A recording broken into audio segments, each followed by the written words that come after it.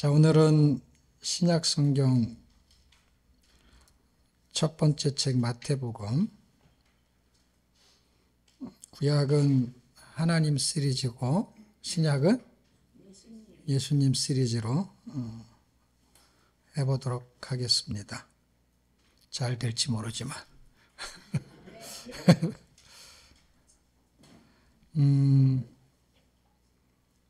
1장 23절 한 절 가지고 마태복음은 구약을 연결하는 책이에요.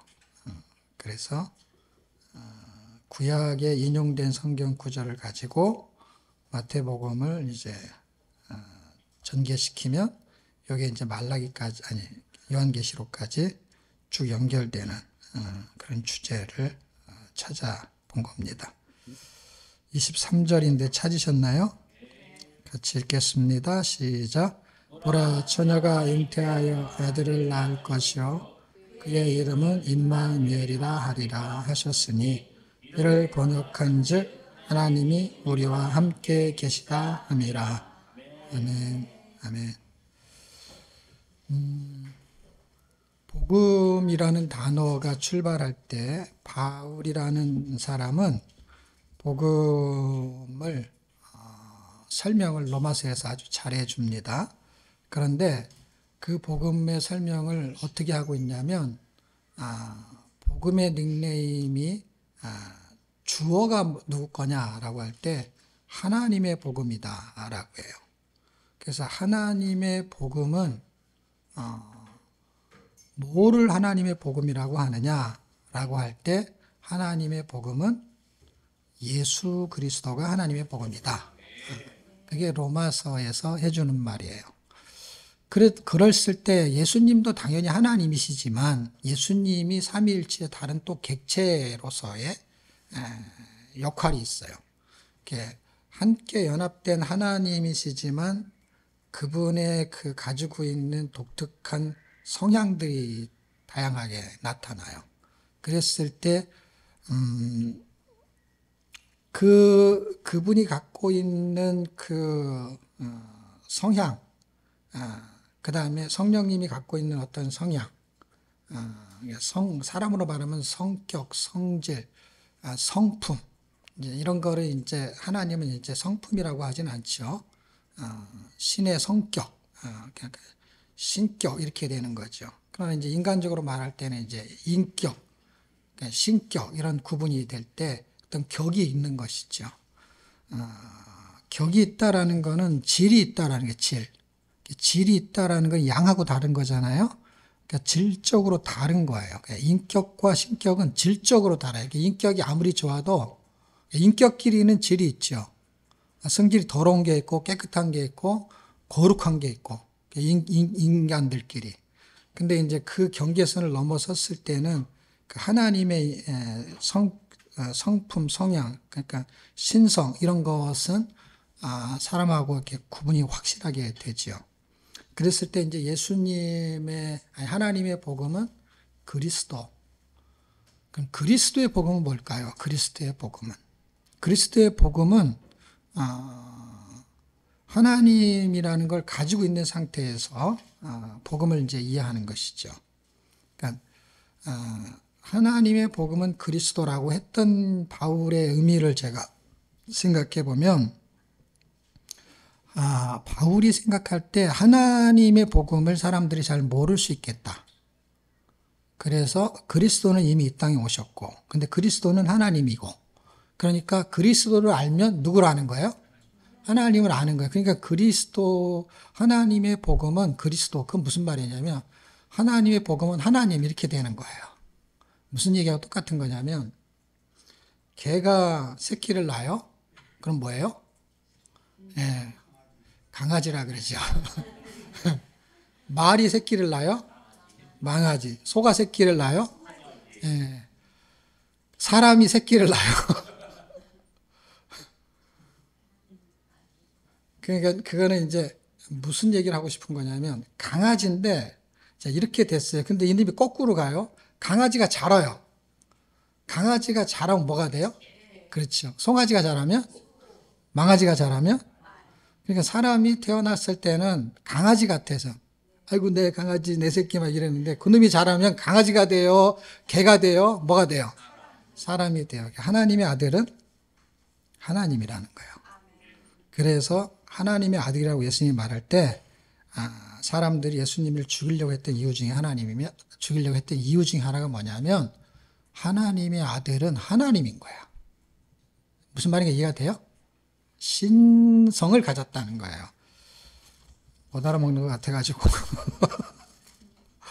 로마서 1장. 바울이 한 얘기인. 왜 못 알아먹냐면, 사람의 그 지성으로는 이해가 안 되는 거예요. 왜냐면 격이 다르기 때문에 그래요, 격이. 하다못해 같은 격을 가지고 있는 사람끼리도 가난한 사람이 부자 마음을 잘 모를 때가 있거든요. 왜냐면 격이 달라서, 사는 질이 달라가지고. 같은 인간끼리도 격이 너무 차이가 나면 이해가 잘 안 되는데 도대체 이해할 수가 없죠, 하나님을. 1장 1절에 보면 하나님의 복음 이렇게 써 있잖아요. 근데 이 복음은 했을 때 이 복음은 그의 아들에 관하여, 그러니까 그의 아들이 그리스도잖아요. 그러니까 하나님의 복음은 예수님이라는 거잖아요. 그러니까 예수님에 대해서 설명을 하는 건데, 예수님은 육신과 영을 가지고 설명을 하는 거예요. 왜냐하면 눈으로 보이니까. 그래서 3절 이 아들로 말하면, 그러니까 하나님의 복음으로 말하면 이 말과 똑같은 거예요. 하나님의 복음은 육신으로는 다윗의 혈통을 낳고 하나님이 다윗의 혈통으로 오셨고, 이 말과 똑같은 거예요. 이해가 되는 거죠. 예. 그 이제 요한복음에도 설명이 되어 있는 거니까. 인카네이션으로.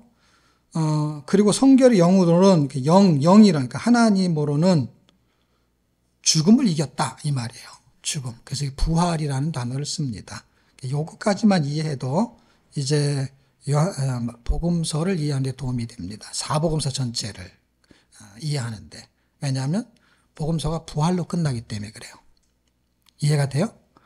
이 앞에 부분은 구약서부터 쭉 약속했던 거로 오셔가지고 그분이 육신의 몸으로 태어났잖아요. 육신으로 태어난 거, 영으로 부활한 거를 다 설명하고 있단 말이에요. 그러니까 사람은 부활을 못하니까 태어나기만 하고 죽잖아요. 그러니까 그분이 영이 있기 때문에 사망을 이겼다는 건 뭐예요? 생명을 주관한다.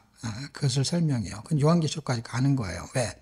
그는 사망과 음부의 권세를 가졌으니, 열쇠를 가졌으니, 그러니까 사망의 권세를 가졌다는 거예요. 그리고 생명의 권세를 가졌어요. 창조자니까.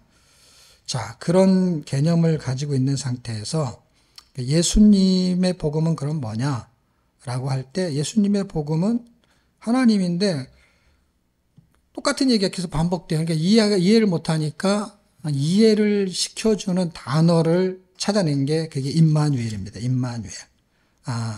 하나님의 복음은, 예수님의 복음은, 하나님의 복음 헷갈리니까 하나님의 복음은 예수님, 예수님의 복음은 임마누엘이 되는 거예요. 임마누엘로 뭘 설명하냐? 임마누엘은 구원과 영생을 같이 설명할 수 있는 단어이기 때문에 그래요. 우리는 복음 그러면 구원만 얘기해, 구원. 근데 구원이 영생하고 연결되기 때문에 구원은 단어가 또 나와야 돼, 영생. 그래갖고 자꾸 복잡해져. 복음 그러면 구원받고 영생한다, 그런 얘기를. 근데 임마누엘 얘기하면은 그 단어 안에 다 포함이 돼요. 왜냐하면 구원이 발생하지 않는 사람은 임마누엘이 발생하지 않죠. 그리고 임마누엘이 발생하는 사람은 죽을 수가 없죠. 하나님하고 같이 붙어 있으니까. 그 존재, 그 복음에 대한 설명을 좀 해보려고 합니다. 그런데 이제 우리가 마태복음을 하게 되니까 마태복음의 전체 흐름을 이해하는 상태에서 그 복음이 우리에게 왔을 때 임마누엘이 성취가 되는 거예요. 근데 임마누엘이라는 단어를 좀 더 정확하게 설명하면은 성령님을 설명해야 돼. 그러니까 임마누엘, 그러니까 예수님이 인카네이션은 눈으로 보이게 오시는 거예요. 인카네이션, 육신의 몸을 입고. 근데 임마누엘로 들어올 때는 성령으로 들어오세요. 그래서 눈으로 보이지가 않아요. 그래서 예수를 믿는 사람이지 안 믿는 사람이지 증명할 게, 눈으로는 증명할 게 없어요. 그러니까 뭐로 증명할 게 없냐면은 동사무소에서 증명서 띌 문서가 없다, 이 말이에요. 본적지가 어딘데? 그게 천국인데요. 그러니까 등재되어 있는 게 없단 말이야. 등기부가 없다고, 등기부가. 내가 출생한 거, 그건 동사무소에 가면 있어요. 구청에 가면 있어요. 그런데 내가 다시 출생해서 하나님의 자녀로 출생한 거에 등기부 등본이 없단 말이에요. 정말로 없느냐? 있기는 있는데, 아무나 안 가르쳐 주지. 있어요. 있는데, 뛸 수가 없어.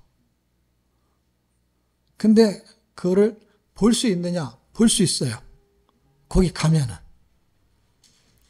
그걸 생명책이라고 합니다. 예. 우리는 그걸 등기부 등본 이런 걸 얘기하는데 거기는 생명책이라고 해요. 거기에 등재가 돼 있는 거예요. 그러니까 등기부 등본이 있는 거예요, 사실은. 근데 뛸 필요가 없는 거죠. 왜 뛸 필요가 없냐면은 그분이 증명을 해주기 때문에. 증거를 해요, 그분이. 사탄 마귀가 와서 변론해. 이게 넌 누구의 자냐? 난 하나님의 자냐다. 누가 증명하냐? 그러면 성령님 오셔갖고 내가 증명한다. 그럼 끝이에요. 에베소서 1장, 에베소 1장 13절. 찾으셨나요? 시작. 그 안에서 너희도 진리의 말씀 곧 너희의 구원의 복음을 듣고 그 안에서 또한 믿어 약속의 성령으로 인침을 받았으니, 예, 받았으니라고 돼 있어요. 그런데 누군가 왔고 시비를 걸면 이는 우리의 기업의 보증이 되고 그 얻은 것을 구속하시러 그 영광에 참여하게 하려 함이다 라고 했기 때문에 하나님의 영광을 돌리기 위해서 그것을 보증하시는 분이 성령이에요. 성령. 성령이 임재가 그걸 보증해요. 그 임재가 보증한다라는 것을 뭘로 설명하냐? 신학적인 용어로.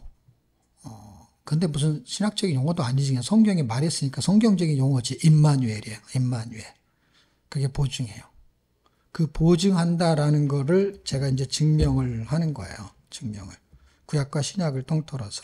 그런데 복음서에서 말하는 그분이 임마누엘 되는 과정이 있어요. 그래서 그 설명을 간단하게 하면 1장에서 10장까지는 서론에 해당이 된다면 11장에서 25장까지는 본론에 해당이 돼요. 그 다음에 26장에서 28장까지는 결론에 해당이 돼요. 무슨 결론이냐? 복음이 완성되는 결론이에요. 복음이 우리한테 임하게 되는 전체적인 줄거리를 설명해요. 그럼 1장에서 10장까지는 무슨 이야기를 하고 싶은 거냐? 예수님이 오시겠다고 한 것이 구약의 약속이 실현이 돼서 오세요. 다윗의 혈통으로라고 써 있었잖아요. 아까 우리가 봤잖아요. 그래서 족보가 나오죠. 그 족보를 잘 찾아보면 그게 다윗의 혈통이에요. 그렇죠. 그래서 1장에서 지금 말해주고 있는 다윗의 혈통을 다 막 외울 필요도 없어요. 왜냐하면 로마서에서는 뭐라 그러냐면 다윗의 혈통으로 하면서 한 절로 끝나. 근데 우리는 막 이제 그걸 증명하려면 마태복음 1장을 읽으면 되는 거고. 그렇게 해가지고 다윗의 혈통을 통해서 그분이 오신 거를 증명해요. 그래서 그분이 출생하셨어요. 약속대로. 출생하신 그분이 하나님인데 사람으로 오셨어요. 그리고 오셨고 우리가 지금 읽었던 그 말이 이루어지는 거예요. 1장에서. 언제 얘기했던 거. 구약에서 이사야서 7장 14절에 얘기했던 것이죠. 구약의 약속이죠. 그게 우리가 마태복음 1장 23절에 보면 여러분이 관주가 있다면 거기 써 있을 거예요. 이사야 7장 14절. 그러니까 읽어볼 필요가 없죠. 그러니까 이사야가 말했던 이야기. 그럼 이사야가 말했냐? 이사야 전에 말했죠. 이사야 전에 누가 말했냐? 하나님이 말씀하셨죠. 그러니까 이사야가 말했다는 거는 이사야가 누구예요? 선지자죠. 선지자는 누구의 말을 전달한 거예요? 하나님. 그러니까 하나님의 말이죠. 하나님이 이사야한테 처음 말했냐? 아니죠. 아담한테 처음 말했죠. 창세기 3장 15절에. 예.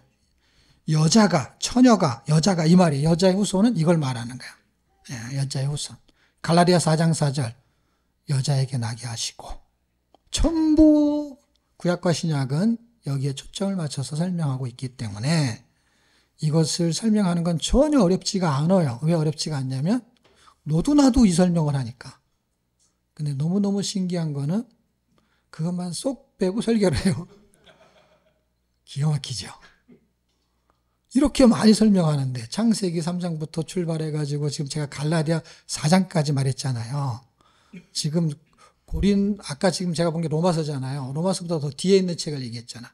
순서는 중요하지 않지만 어쨌든 창세기서부터 이렇게 요한계시록 가는 중에 신약 바울 서신까지 지금 이야기하고 있잖아요. 계속 무슨 얘기를 하고 있는 거예요?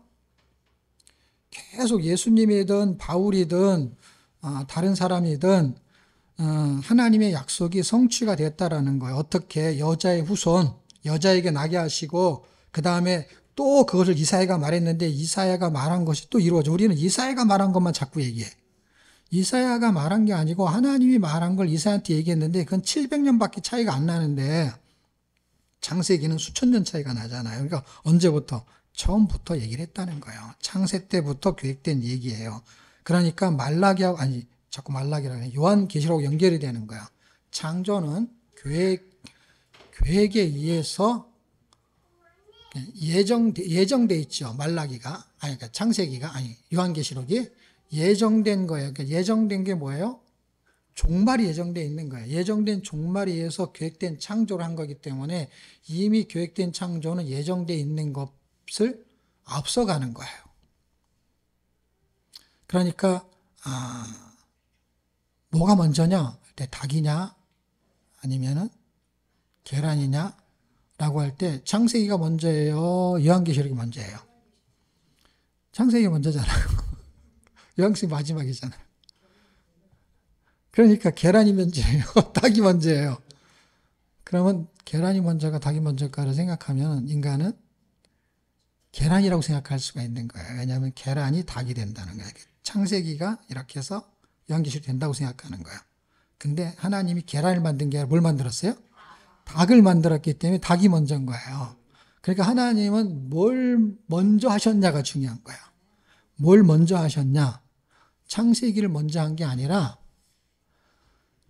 하나님이 영원한 나라를 먼저 하신 거예요. 그리고 세상 나라를 만든 거예요. 세상을 창조한 거예요. 그러니까 먼저 있는 거는 영원한 것인 거예요. 그러니까 먼저 하나님이 계획한 거는 새 하늘과 새 땅인 거예요. 그래서 하나님의 계획의 완성도가 요한계시록이 끝나는 지점이잖아요. 그 완성도가 설계도예요. 설계도는 계획에 의해서 준비가 된 거잖아요. 그러면 건물을 지을 때 땅부터 파잖아요. 그게 창세기인 거죠. 기초를 설명하는 거죠. 근데 요한계시록은 뭐예요? 이렇게 와서 계획인 거죠. 그러니까 뭐가 먼저예요? 계획이 먼저니까 요한계시록이 먼저죠. 그래서 요한계시록을 먼저 읽어야 되는 거예요, 원래는. 계획을 알고 읽어야지. 이렇게 지나가다 보면 사람들이 건물을 탁 막아놓고 갑자기 막 헐고 있는데 이거 뭐 하려고 그러지? 사람들이 궁금할까봐 조감도를 앞에다 그려놔요. 지하 매칭, 지상 매칭. 그래가지고 이렇게 건물이 지어지는구나 라고 하는데 사람들은 어떻게 해요? 땅부터 파고 있는 거예요. 그래서 땅부터 파는데 어떻게 시간이 지나면 건물이 지어지는 거예요. 근데 그 사람들은 왜 땅부터 파요? 몇 층까지 지으려고 하는 계획이 있기 때문에 지하는 몇 층까지 파야 된다라는 계획이 있기 때문에 그 기초를 먼저 해야 되니까. 그래서 눈에 보이는 거는 땅을 파는 거로 보이는 거예요. 근데 이미 결론이 난 상태는 조감도죠. 그래 시간이 지나면 그렇게 되죠. 그러니까 그게 계획이죠. 그러니까 요한계시록이 계획이라고. 그것이 이루어지는 시작이 뭐라고? 창세기라고. 그러니까 이 성경이 굉장히 길고 복잡한 것 같은데 맨날 똑같은 얘기를 하는 거예요. 이미 계획을 알고 있으면 시간만 기다리면 되는 거예요. 시간만. 이게 시간 싸움이고 믿음 싸움이에요. 그리고 하나님의 계획을 아는 사람의 싸움이에요. 성경은 무슨 얘기냐? 하나님의 계획을 설명하는 책이에요. 예언의 책이 아니라 계획이라고. 이거를 우리는 자꾸 예언, 뭘 마친다라고 하는데 마치는 게 아니에요, 여러분. 그렇게 그냥 되는 계획이 세워져 있는 거기 때문에 될 거예요. 사람들이 맞춘단 말이에요. 막 이렇게. 사람 와서 점을 쳐요. 왔어, 사람들이. 근데 막 대학에 붙고 싶어 해. 그럼 붙을 거로 얘기해 주면 돼. 그럼 기분 좋아서 돈을 내는 거예요. 의사도 그런 거 아세요, 여러분? 검사하기 전에 왜 왔어요? 물어봐. 자기가 맞춰야, 의사가 자기가 맞춰야지. 왜 하냐고. 배가 아프다고. 그럼 배 아픈 약을 줘. 머리 아프다고. 머리 아픈 약을 줘. 그럼 나도 하겠다. 머리 아프다 그러면 개벌이 인증은 되고. 설사가 나요. 그럼 지사제 좀 되고. 아유, 그 누군 못하냐고. 검사하기 전에 의사가, 그리고 검사할 거, 내과 검사할 게 뭐 있어. 청진 끼고 가는데, 뭐 속에서 무슨 일이 났어요. 여기서 무슨 일인지 자기가 어떻게 알아. 그냥 물어봐요. 뭐 먹었냐고. 먹은 걸 다 얘기해줘. 그런 걸 먹으면 안 되죠. 그래, 막. 너무 기름기 있는 걸 먹었네요. 너무 많이 먹었네요. 그럼 뭐, 그 정도는 나도 하겠다. 물론, 전문가의 입장에서 보는 생각이 다르죠. 그러나,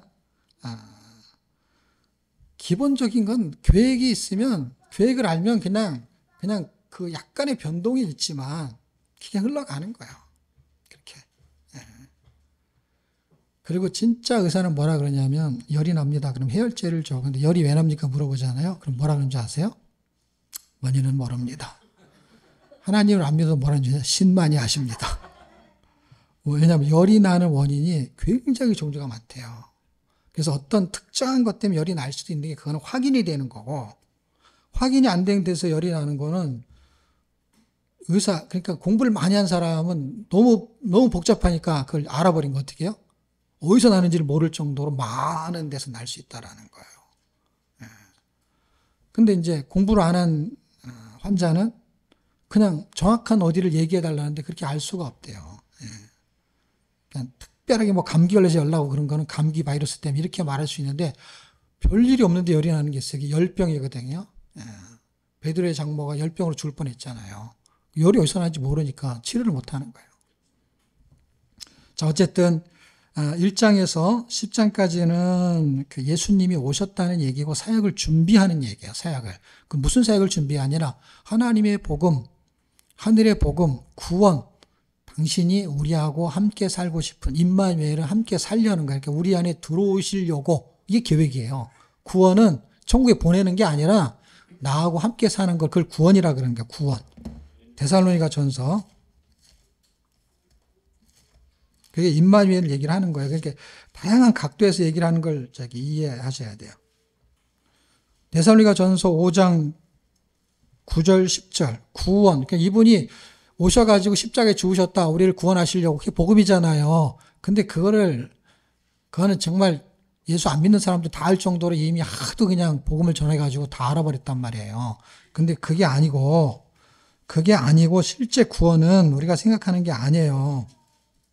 그분이 우리와 함께 사는 거를 구원이라고 그래요. 그거를 임마누엘이라고 말하기 때문에 구원이라는 단어보다 더 넓은 단어예요. 넓은 단어. 넓은 단어라는 건 뭐냐면 구원을 포함해요. 왜냐하면 구원을 받아야만이 임마누엘이 되니까. 9절과 10절인데요. 찾으셨나요? 시작. 하나님이 우리를 세우심은 노하심에 이르게 하심이 아니요 오직 우리 주 예수 그리스도로 말미암아 구원을 얻게 하신 것이라. 예수께서 우리를 위하여 죽으사 우리로 하여금 깨든지 사든지 자기와 함께 살게 하려 하셨느니라. 구원의 목적은 뭐예요? 함께 사는 거예요. 그걸 다른 말로 뭐라고요? 임마누엘이라고 하는 거예요. 그러니까 그거를 진행하려 그분이 이 땅에 오신 거예요. 그게 하나님의 복음이에요. 하나님의 복음이 예수님인데 그래서 인간의 몸으로 오셨다라는 거예요. 그래서 여자의 후손으로 오신 거예요. 그게 창세기 때부터 출발하니까 그건 언제예요? 그거는 요한계시록 계획. 그러니까 창세 전이잖아요. 계획은 창세기는 창조 후부터고 그러니까 창조 전에 계획을 하는 거잖아요. 건물을 짓기 전에 설계도를 쓰는 거니까. 그러니까 뭐예요? 창세 전에 영원 때 이미 예수님을 보내실 계획을 세운 거예요. 인간의 몸을 입고. 하나님의 계획이란 말이에요. 계획. 그게 계획이 하나님의 뜻이고 하나님의 뭐라 그래야 되나 하나님의 마음인 거죠. 하나님의 마음을 표출해서 계획을 갖고 있던 것이 이제 마음, 생각, 뜻 그것이 이제 성경으로 표출해서 등장해서 우리가 그걸 알게 되는 거죠. 뭐를? 하나님의 계획, 마음, 생각을. 하나님 이런 생각을 가지고 세상을 만들었구나. 이걸 알게 되는 거죠. 그걸 모르고 계속 그냥 창세기에 있는 거 막 빛은 첫째 날 그걸 외워봐야 아무 의미가 없어요. 왜냐? 그걸 왜 만들었는지 모르니까. 그거는 예수 안 믿는 사람도 다 알아요. 왜? 다 만들어진 거니까. 근데 왜 만들었느냐? 그건 하나님의 마음이잖아요. 하나님의 마음. 왜 만들었죠? 세상을 구원하려고. 예수님이 왜 오셨죠? 세상을 구원하려고. 예수님이 다시 왜 오시죠? 세상을 멸망시키려고. 예. 그게 종말이에요, 종말. 예. 세상 예수님이 오시면 세상이 이제 마지막이 된다는 거예요. 그걸 멸망이라는 단어를 쓰기 때문에 그렇게 의미부여를 할 수 있다는 것이죠. 자, 어쨌든 그분이 계획대로 오셨어요. 그게 이제 탄생기 1장에서 4장까지 이야기고, 그리고 그분이 탄생하신 다음에 그분을 사역을 해야 되는데, 그 사역의 핵심이 처음엔 메시지의 말씀, 그게 5장, 6장, 7장, 그걸 산상수훈이라고 해요. 근데 그분은 말씀만 하는 게 아니라 행동, 능력이 있어요. 그래서 8장, 9장, 다양한 질병을 치료하세요. 그래서 이상하게 5장서부터 7장까지는 말씀이 확 물려있고, 8장과 9장은 질병만 확 물려있어요. 그렇죠? 신기하죠? 제가 성경을 읽다가 복음서는 다 질병 고치는 이야기만인 줄 알았어요. 그 읽고 또 읽고 너무 지루한 거예요. 그냥 마태복음 읽고 나면 또 마가복음 읽고, 마가복음 읽고 또 누가복음 읽고, 누가복음 읽고 나면 또 요한복음 읽고, 그 다음은 탁 지쳤는데, 그 다음부터 이제 사도행전부터 쭉 있는데, 어떻게 하다 보면 그거는 쭉 금방 지나가고, 금방 또 마태복음 돌아오고, 그러면 또 마가복음 읽어야 되고, 막 힘들어 죽겠는데, 이렇게 겨우 읽었어. 그러면 이제 사도행전부터 좀 읽어보려고 그러면 이놈은 쭉 지나가요, 또. 왜냐면 책이 너무 많으니까 뭘 읽을지 모르게 쭉 가는 거예요. 이거는 한 권마다 길어가지고 계속 마태복음 한참 읽어요, 마태복음. 그 다음에 마가복음 계속 이렇게. 그래서 신약성경 읽고 나면 복음서만 읽은 것밖에 기억이 안 나. 요한계시록 뭔지 모르고. 똑같은 일을 반복해서, 이게 뭐 하려고 이렇게 막 복잡하게 똑같은 얘기를 반복했었지? 라면서 하도 많이 읽다 보니까 뭐가 보이기 시작했냐면, 사복음서가 자기가 하고 싶은 얘기에다가 필요한 것만 다 자기가 좋아하는 것만 거기다 골라서 집어넣은 것 같은 느낌이 드는 거예요. 이 마태라는 사람은 세리잖아요. 세리. 그러니까 이 수에 굉장히 강한 사람이고 정리를 잘하는 거죠. 종류별로 정리를 해요. 이거는 국세, 이건 지방세 이렇게 해가지고 정리하듯이 정리를 잘해가지고 이렇게 이렇게 군더더기 없이 요점 정리를 잘 해놓은 거야. 그리고 그건 너무 자세하게 보이는 거 뭐가요? 요점 정리가. 그래갖고 장별로 이렇게 쫙 정리가 되는 거야. 그러니까 몇 장을 이렇게 다. 그래서 1장에서 10장은 이건 딱 그냥 서론이구나, 서론. 그렇게 해서 10장에는 12제자를 불러서 권능을 주고 그 사역을 함께 하는 거야. 왜냐하면 당신이 임마누엘로, 당신이 이제 눈에 보이지 않고 임마누엘 가시고 보혜사가 오면은 그때 자기가 하고 싶은 계획이 있단 말이에요. 세상이 멸망할 때까지. 그거를 사람한테 맡기고 싶었는데 그거를 제자로 부르신 거야. 그래서 서론에서 그렇게 출발을 하고 본론은 11장에서 25장까지 전개되는 내용은 천국이 비밀이에요. 그래서 11장에서 13장까지는 천국의 비밀을 설명하고 13장에서는 그냥 한 장 전체가 다 천국의 비밀을 설명해요. 왜냐하면 천국의 비밀이 예수님이니까. 천국은 예수님이니까. 왜냐하면 사람은 알 수가 없으니까 갈 수도 없고 그때까지는 천국에 가본 사람도 별로 없으니까요. 그래서 천국의 비밀을 설명해요. 천국 마치 모아갖고 왜냐하면 모르니까 자꾸 비유로 설명을 여러 가지 해야 되는 거야. 제가 막 설교할 때 설명하면서 똑같은 얘기를 반복하면은 예화를 들어서 이 어떤 걸 설명해서 예화를 하나 들었다가 또 똑같은 이 설명해서 또 예화를 하면 그만하라는 거야. 이제 다 그 무슨 뜻인지 알았다는 거야. 근데 천국은 아무리 예화를 많이 들어도 이해가 안 돼. 하늘의 것을 땅의 것으로 설명하는 거거든요. 뭐 그물로 비유하고 뭐 잡히는 걸로 비유하고 뭐 가라지로 비유하고 알곡으로 비유하고 해서 농사 짓는 거로 비유하고 뭐 고기 잡는 거로 비유하고 세상의 것을 아무리 비유를 해도 알 수가 없는 거예요. 왜? 천국을 이해를 못하니까. 근데 천국의 비밀을 깨닫게 하는 설명을 11장에서 13장까지 예수님이 하면서 설명을 해요. 제자들이 당연히 못 알아듣죠. 못 알아들으니까 또 설명을 해요. 하여튼 끝까지 못 알아들어요. 그러니까 이거는 머리가 좋고 나쁘고가 전혀 아닌 거야. 이게 깨달아진다는 거는 그냥 그래서 은혜인 거야. 구원받는 거 은혜요? 하나님의 말씀 깨달으신 것도 은혜예요. 이건 뭐 머리가 좋고 공부를 많이 해서 공부를 많이 해보십시오. 더 모르죠. 왜 더 모르냐면 아까 얘기했잖아요. 의사가 공부를 많이 하니까 환자는 그러니까 왜 열이 나냐고 얘기하면 되는데 의사는 모른다고. 왜 모르냐고. 너무 여러 가지 원인이 열을 발생시킬 수 있기 때문에 모른다니까요.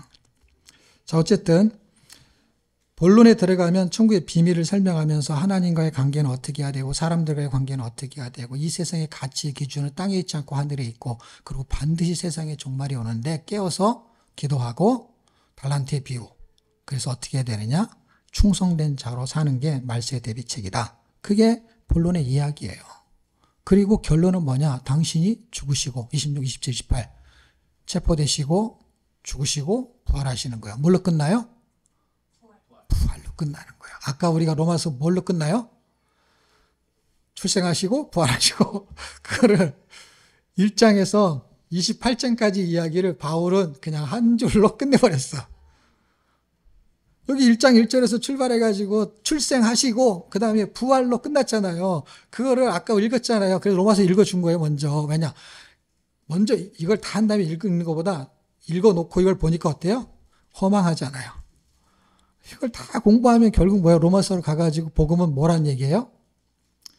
인간으로 오셔갖고 출생하시고 약속대로 창세 때부터 계획했던 대로 그걸 쭉 설명하고 그렇게 됐고 다 공부하면 다 아는 거니까 그렇게 돼서 오셔가지고 결국 그분이 부활하시고 그게 복음이라는 거예요. 그거를 믿으면 뭐라고요? 구원이 발생하는데 뭐가 발생한다고요? 임마누엘이 발생한다는 거예요. 임마누엘이 중요한 거예요, 지금. 자, 그래서 이제 좀 더 속도를 빨리 해서 아까 제가 설명했던 거는 생략하고 갈게요. 자, 7장 14절 이사야서 그거 아까 설명했죠. 그리고 안 읽어도 되죠. 그 다음에 갈라디아서 4장 4절 그것도 안 읽어도 되죠. 여자에게 나게 하시고 창세기 3장 15절 그것도 안 읽어도 되죠. 왜냐하면 내가 너로 여자의 원수가 되게 하고 내 후손도 여자의 후손과 원수가 되게 하고 해서 여자의 후손을 보내겠다는 얘기예요. 그렇죠? 뱀하고의 관계 때문에. 자, 그리고 아까 데살로니가 전서 5장 9절과 10절 읽었죠. 임마누엘은 구원의 복음이라는 거예요. 임마누엘로 확인이 되는 거예요. 성령이 확인하는 거예요. 왜냐하면 이미 다 지나갔어요. 나 예수 믿어요. 구원 받았어요. 뭘로 증명해요? 지금 증명할 게 아무것도 없다니까. 그가 믿었다는데 안 믿은 것 같은데 자꾸 믿었다고 해. 증명할 길이 없어요. 인간끼리는.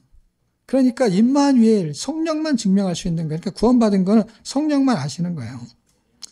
자, 그 예수의 복음 임마누엘은 구약과 신약의 약속을 성취하는 거예요. 그래서 제가 3가지로 설명할 건데 그것도 자세하게 설명 안 하고 그냥 요점 정리만 할게요.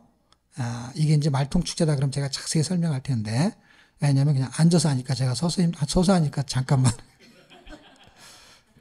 다음엔 여러분이 서 있고 제가 앉아 있고 바꿔서 한 달에 한 번은 바꿔서 자, 첫 번째 씨를 주세요. 그러니까 임마누엘은 그 약속이에요. 그러니까 아브라함의 약속 3가지를 잘 기억하십시오. 씨를 준다라는 거, 그 약속을 성취하기 위해서 씨를 보존하는 거에 대한 사건 하나만 얘기할게요. 물론 얘기할 건 수만 가지가 있는데 그냥 쉬운 거 하나로. 창세기 20장 2절과 3절 빨리 찾으셔야 돼요. 지금은 설명이 아니라 그냥 읽고 쭉 끝내는 거예요. 왜냐하면 설명은 제가 다 했어요. 임마누엘도 무슨 뜻인지 다 알아요. 그냥 창세기에 있는 내용 임마누엘을 설명하는 게 아니라 임마누엘의 효력이 어떤 것이고 그 임마누엘을 하시기 위해서 하나님이 어떻게 창세기 때부터 그거를 준비하셨는지를 제가 설명하는 거예요. 그러니까 확신을 들게 만드는 거지 우리의 지식이 갑자기 생기고 없어지는 게 아니에요. 임마누엘 우리 다 알아요. 근데 확신을 더 갖는 게 확신. 임마누엘을 단순하게 우리 함께 계시다. 그 뜻이 아니구나. 그 이상이 뭐가 있구나. 라는 거를 좀 보여드리려고 합니다. 찾으셨나요? 창세기 20장 2절로 3절. 찾으셨나요? 같이 읽어요. 시작. 그의 아내 사라를 자기 누이라 하였으므로 그라를 아비멜렉이 사람을 보내어 사라를 데려갔더니 그 밤에 하나님이 아비멜렉에 현몽하시고 그에게 이르시되 내가 데려간 이 여인으로 말미암아 내가 죽으리니 그는 남편이 있는 여자임이라. 17장에 나중에 읽어보세요. 17장에 뭐라 그냥 아브라함이죠, 그때는. 근데 그냥 아브라함이라고 할게요. 이름이 바뀌긴 해요. 그때가 99세예요. 근데 그때 하나님이 나타나요. 나는 전능한 하나님이라 너는 내 앞에 행하여 완전하라. 그러면서 무슨 얘기를 하고 싶은 거냐면 아들을 주겠다는 얘기를 하는 거예요. 언제? 99세. 근데 100세 아들을 낳잖아요. 그러니까 100세가 됐을 때가 18장이에요. 18장. 99세 때 이야기를 해요. 그리고 17장 얘기하고 18장 얘기하고 17장은 99세, 18장은 몇 세? 100세예요. 왜냐하면 사라가 10살 차이 나는데 그때가 90세예요. 무슨 말인가 아시죠? 그래서 18장 11절에 아브라함과 사라는 나이가 많이 늙었고 사라에게는 여성의 생리가 끊어졌느니라. 그러니까 사라가 그때 웃어요. 웃었다고 해가지고 이름을 이삭이 된 거예요. 그거 아시죠? 다. 설명할 필요 없죠. 근데 무슨 일이 발생한 거냐면 20장에 와가지고 이게 17장, 18장 이미 얘기가 된 거잖아요. 그리고 18장이 그 이후잖아요. 근데 18장에 와가지고 무슨 얘기냐면은 다른 지방에 갔어요. 그랄이라는 지역인데 아비멜렉이라는 사람이 왕이에요. 근데 사라가 너무 예쁘게 생긴 거예요. 그래갖고 사라가 그 왕이 그 여자를 달라고 싶은데 자기 아내라고 하면 자기를 죽이고 아브라함을 죽이고 그 여자를 뺏을 것 같은 거야. 그래서 아브라함이 뭐라고 했냐면 아내라고 안 하고 내 동생이에요. 그렇게 말해버렸어. 그래? 네 동생이야? 그러면 그 여자를 나한테 줘. 그래갖고 이제 왕궁에 들어가가지고 말하자면 뭐냐면 이 여자를 이제 자기 아내로 만들려고 할 찰나에 하나님이 나타나는 거야. 왜? 그러면 이삭이 생기면 안 되잖아. 뺏기면은. 이미 17장, 18장에 약속을 했잖아요, 하나님이. 근데 20장에 가가지고 그런 사건이 벌어질 때에 하나님이 약속한 거니까 누가 지켜야 돼요? 하나님이 지키는 아브라함은 아무 상관이 없어. 아브라함은 너 동생이라고 하든지 딸이라고 하든지 아무렇게나 해가지고 자기 아내를 뺏겨버렸네.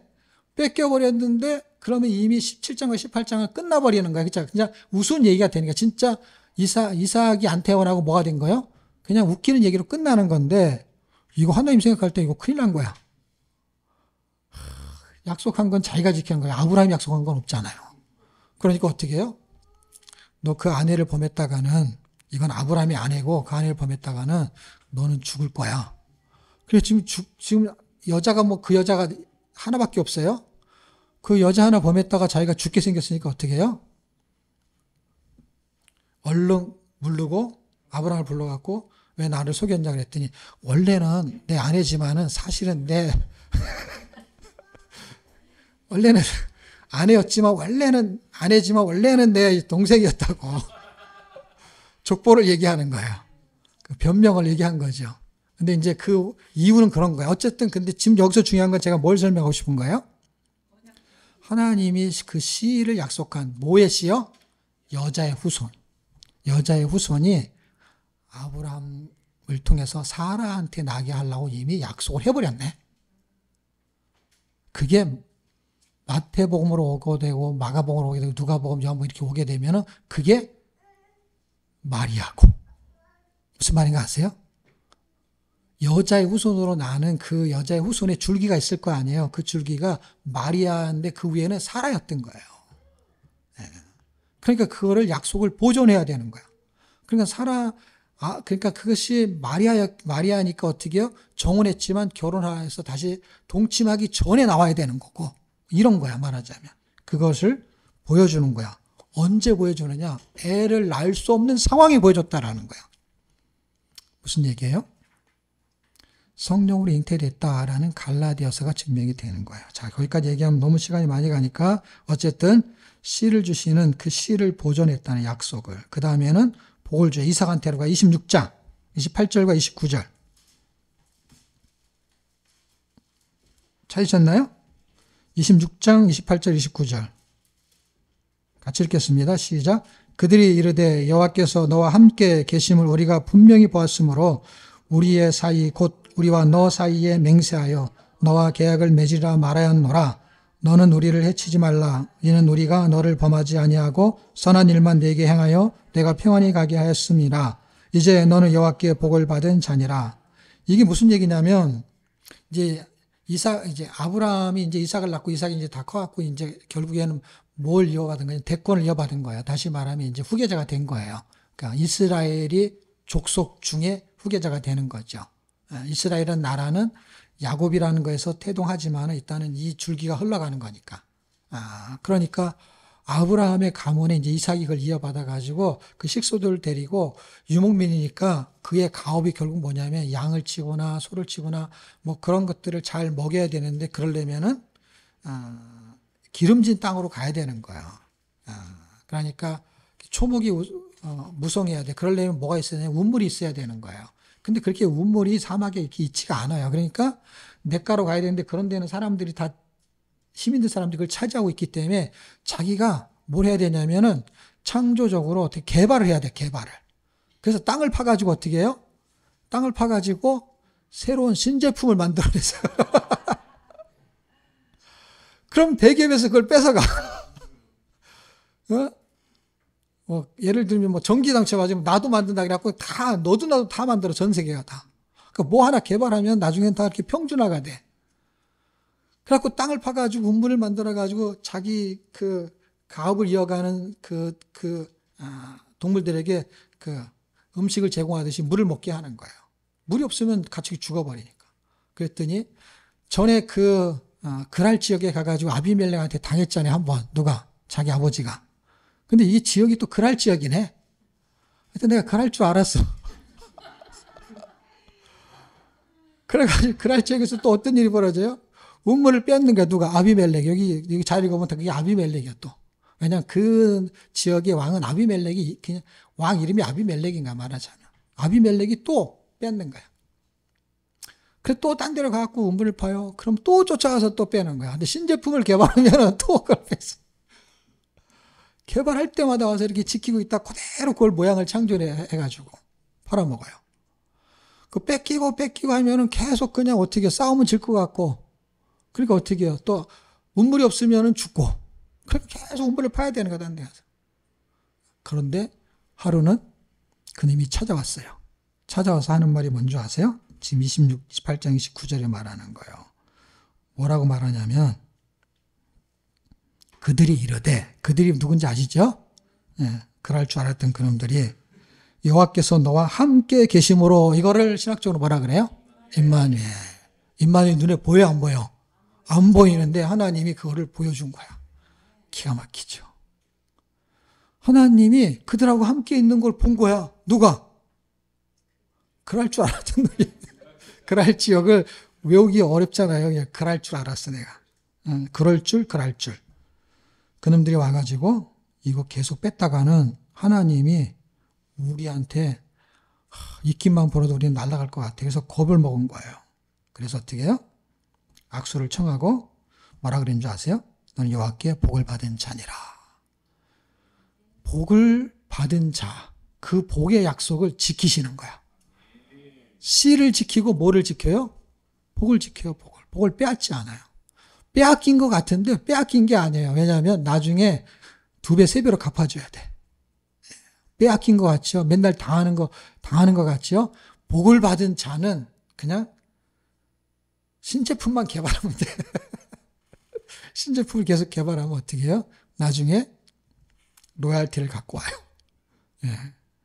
그리고 마지막에 뭐예요? 뭘 줘요? 땅을 줘요. 그게 가나안 땅이에요. 가나안 땅을 누가 얻어가요? 여호수아가 얻죠. 여호수아 1장 5절. 마지막입니다, 이제. 마지막은 길어요.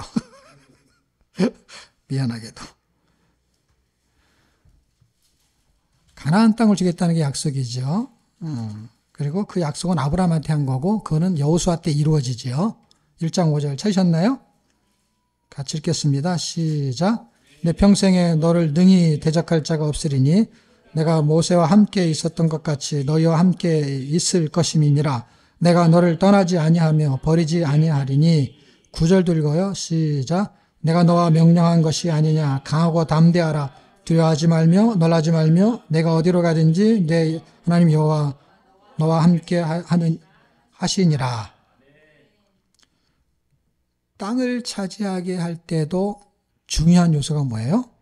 땅이 아니고 뭐예요? 함께 하시겠다는 거예요. 여러분, 땅을 차지했는데 하나님은 떠나버렸어. 그럼 뭐예요? 그런 걸 땅을 치고 후회한다 그래. 그게 그때 나온 말이에요. 땅을 치고 한다. 이 땅이 무슨 소용이냐 그거예요. 이 땅이. 그래서 땅이 아니라는 걸 아셔야 돼요. 땅이 아니에요. 그러니까 눈에 보이는 땅이 아니고 무슨 땅인 줄 아세요? 새하늘과 새 땅이에요. 그러는 동안 임마누엘은 어떤 의미를 갖고 있느냐? 광야에 사는 동안에 하나님이 그를 지키신다는 뜻도 있어요. 그래서 이사야서 41장에서 10절 광야의 삶이라는 거는 가나안 땅 들어가기 전을 말하는 게 아니라 들어가기 전의 광야와 가나안 땅에 살고 있는 광야의 삶을 말하는 거예요. 무슨 뜻이냐면 광야 같은 세상의 땅을 말하는 거예요. 이해가 돼요? 눈에 보이는 가나안 땅은 이미 지나서 광야는 지나서 가나안 땅에 왔어요. 가나안 땅은 무슨 땅이냐면은 세상 광야 같은 세상의 땅을 말하는 거예요. 그때 하나님이 지키셔야 돼요. 이사야 41장 10절, 43장 2절 두 개를 읽을 건데요. 41장 10절, 43장 2절. 41장 10절 먼저 읽겠습니다. 시작. 두려워하지 말라. 내가 너와 함께함이라. 놀라지 말라. 나는 네 하나님이 됨이니라. 내가 너를 굳세게 하리라. 참으로 너를 도와주리라. 참으로 나의 의로운 오른손으로 너를 붙들리라. 43장 2절. 시작. 내가 물 가운데로 지나갈 때에 내가 너와 함께할 것이라. 강을 건널 때에 물이 너를 침몰하지 못할 것이며 내가 불 가운데로 지날 때에도 타지 아니할 것이요 불꽃이 너를 사르지도 못하리라. 그래서 사드락과 메삭과 아벳노고가 불속에 들어가서 사르지 못했어요. 이대로 이루어졌어요. 그때 여러분 다니엘서를 지금 제가 다 아까 오만가지라고 했잖아요. 다 설명할 수가 없기 때문에. 왜냐하면 이걸 근거해서 다니엘서는 잘 아니까 안 찾는 거예요. 그거는. 근데 거기 읽어보십시오. 3명이 아니라 4명이 보이는데 그게 임마누엘이에요. 함께하는, 하나님이 함께하는 거예요. 그러면 불 속에서 안 타는 거예요. 하나님이 함께하는 거예요. 그 홍해를 건널 때 물 속에서 물이 침몰하지 못하는 거예요. 불이 사르지 못하는 거예요. 그게 이루어진다는 거예요. 뭘로? 임마누엘로. 땅 문서 쥐고 있어봐야 소용없어요. 물속에 들어가서 침몰당하고 그 다음에 불속에 들어가서 타버리면 못 타냐. 땅 문서도 타버리는 거예요. 여러분. 베드로 전후서 읽으면은 땅도 타버린다 그랬어요. 문서만 타는 게 아니라. 그러니까 없어질 거는 붙잡을 필요가 없고 없어질 것을 통해서 나타나는 그 현상인 거고 그 실제 임하는 거 눈에 보이지 않는 임마누엘을 기억하셔야 돼요. 임마누엘. 마지막 이제 하나님이 약속한 땅을 주는 건 천국이잖아요. 천국에서는 어떤 삶이냐? 그거는 영화로운 삶이에요. 광야에서 삶은 성화의 삶이에요. 우리를 거룩하게 만들어요. 불 속에 들어갔다가 안 타고 타로 나왔어요. 그건 뭐예요? 거룩해진 거잖아요. 그 성화의 삶을 사는 거예요. 물과 불이 우리를 깨끗하게 하는 거예요. 그리고 가나안 땅에 들어가는 건 구원의 삶이고요. 구원. 그 다음에 구원의 삶. 그 다음에 구원의 완성이 땅의 마지막 천국이란 말이에요. 그게 영화로운 삶이란 말이에요. 왕도로서의 삶이에요. 마태복음 28장 20절. 이제 마태복음 28장 20절이 마지막 절이에요. 이렇게 끝나는 거예요. 이렇게. 복음의 완성이 땅으로 끝난다고요. 그리고 영화롭게 끝난다고요. 그리고 그분이 영원히 함께 한다는 거예요. 찾으셨나요? 28장 20절 시작. 내가 너희에게 분부한 모든 것을 가르쳐 지키게 하라. 볼지어다 내가 세상 끝날까지 너희와 항상 함께 있으리라 하시니라. 이렇게 끝난다니까요. 항상 함께 있으리라. 세상 끝날까지. 근데 우리는 세상 끝나기 전에 우리가 먼저 끝나잖아요. 그러니까 언제까지예요? 우리가 영원히 천국에서 그때까지. 그래서 계시록 3장 21절 한 절 읽고 마치겠습니다. 천국에서도 함께 하신다는 거예요. 함께. 어디서? 왕자에서. 왕노릇하는 거예요. 그분과 함께. 그게 임마누엘이에요. 임마누엘은 우리의 씨를 보존해요. 그 다음에 우리의 복을 보존해요. 그 다음에 우리의 영화로운 삶을 보존해요. 요한계시록 3장 21절 시작. 이기는 그에게는 내가 내 보좌에 함께 앉게 하여 주리니 내가 이기고 아버지 보좌에 함께 앉은 것과 같이 하리라. 아멘. 그러한 인생이 되기를 축복합니다. 예수님의 복음은 이러한 거예요. 이게 복음이에요. 영원히 함께하는 거. 어디에서? 천국, 이 땅에서도 함께 하지만 천국에서 그 보좌에서 하나님의 보좌에 같이 앉는 거, 그걸 임마누엘이라 그래요. 그렇잖아요. 임마누엘이라고 해놓고서는 자기는 그 의자 앉고 나는 저기 가서 앉아있고, 그러면 그거는 임마누엘이 아니잖아요. 그럼 뭐예요? 임마누엘이 아니에요. 그 뭐냐고. 임마누엘은 그분과 함께 앉는 것이잖아요. 그러니까 거기까지, 요한계시록까지 끝을 내고 있는 것을 보면, 아, 이 복음은 어마어마한 거다. 창세 전부터, 창세기부터 요한계시록 갈 때까지 그 복음이 임마누엘로 정리가 딱 끝나는 거예요. 임마누엘로. 창세기부터 요한계시록까지. 그분이 여러분과 함께하는 그런 은혜가 광야의 삶에서도 분명히 있어요. 그러니까 거기만 바라보는 게 아니라 거기는 그렇게 되는데 이 현상 중에서도 무슨 일이 발생해요? 고난이 있어요. 물과 불은 고난이에요. 불 같은 고난이에요. 거기를 뚫고 갈 수 있는 그런 임마누엘이 있다는 것을 기억하시고 고난을 통과하는 형통의 삶을 누리기를 축복합니다.